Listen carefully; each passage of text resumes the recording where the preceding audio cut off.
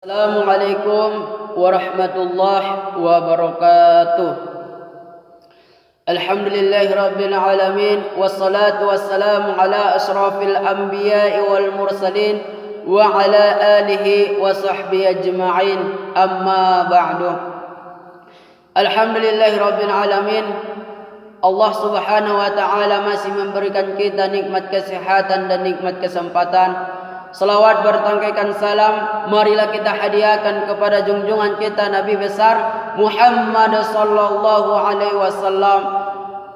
Adapun judul kultum kita pada malam hari ini adalah adaptasi kebiasaan baru.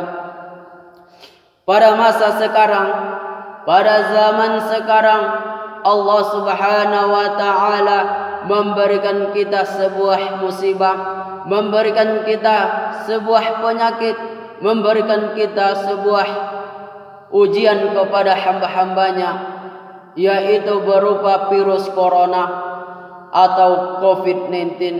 Karena virus corona adalah suatu penyakit yang sangat berbahaya, adalah suatu penyakit yang ganas, adalah suatu penyakit yang sangat menular entah siapa yang ia kehendaki. Karena virus corona ini tidaklah memandang suatu pangkat, tidaklah memandang suatu kekayaan, tidaklah memandang suatu kemiskinan seseorang, tetapi dia memandang ketika dia ingin menular kepada seseorang tersebut, ia akan mengkehendaki tersebut. Karena Allah subhanahu wa ta'ala berfirman, Ati'u Allah wa ati'ur Rasul wa ulul amri. Taatilah Allah subhanahu wa ta'ala, taatilah Rasulullah sallallahu alaihi wasallam, dan taatilah pemimpin kalian. Pada masa sekarang, pemimpin kita membuat peraturan, yaitu yang pertama, berdiam diri di rumah. Yang kedua, memakai masker hendak keluar rumah. Yang ketiga, membiasakan diri untuk mencuci tangan atau membersihkan tangan. Karena pemerintah membuat peraturan tersebut agar apa? Agar kita selamat dari virus corona. Tetapi masa sekarang, zaman sekarang, banyak orang yang tidak taat kepada pemimpin. Karena oleh sebab itu, apabila tidak taat kepada pemimpin, maka tidak taatlah kepada Allah subhanahu wa ta'ala.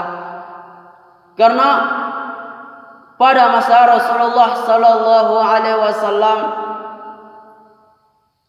pernah merasakan seperti apa yang kita rasakan, yaitu ditimpah oleh sebuah penyakit yang dinamakan penyakit taun. Penyakit taun ini sama seperti penyakit virus corona.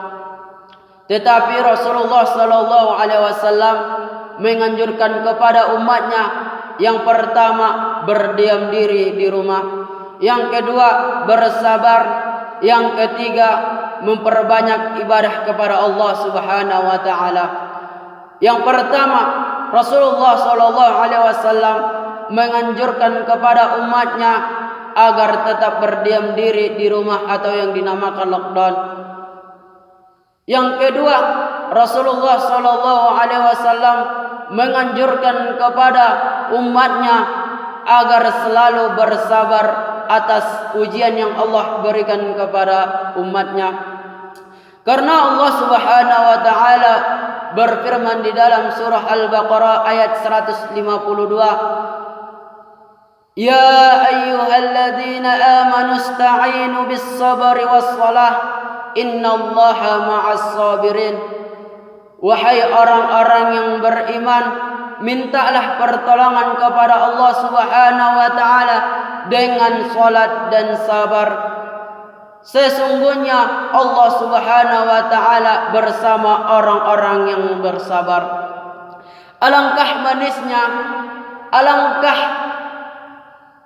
manisnya atau indahnya seseorang yang selalu bersabar atas timpahan musibah yang Allah berikan kepadanya. Karena ada sebuah mafhuzah mengatakan, man sabara jafira, barang siapa yang bersabar akan beruntung. Pada suatu hari nanti, apabila kita selalu bersabar atas limpahan atau ujian yang Allah berikan kepada kita, kita akan mendapatkan sebuah nikmat suatu hari nanti. Yang ketiga, memperbanyak ibadah kepada Allah Subhanahu wa taala. Pada masa sekarang, pada masa pertama-tama pandemi, pemerintah tidak membolehkan membuka sebuah masjid. Kenapa? Karena pemerintah takut virus corona menyebar kemana-mana. Oleh sebab itu pemerintah membuat anggaran atau peraturan beribadah di rumah masing-masing. Karena apa? Karena pemerintah takut menyebar virus corona tersebut. Oleh sebab itu, apabila kita dilanda sebuah penyakit, dilanda sebuah musibah, maka kita selalu memperbanyak ibadah kepada Allah Subhanahu wa taala. Kita harus dekat kepada Allah Subhanahu wa taala. Kita harus taat kepada Allah Subhanahu wa taala. Oleh sebab itu, ketiga hal tersebut, adapun kesimpulannya adalah apabila kita mentaati segala perintah Allah Subhanahu wa taala, perintah Rasulullah sallallahu alaihi wasallam dan perintah pemimpin kita. Mungkin sampai di sinilah yang dapat saya sampaikan. Kurang dan lebihnya saya mohon maaf. Akhirul kalam. Assalamualaikum warahmatullahi wabarakatuh.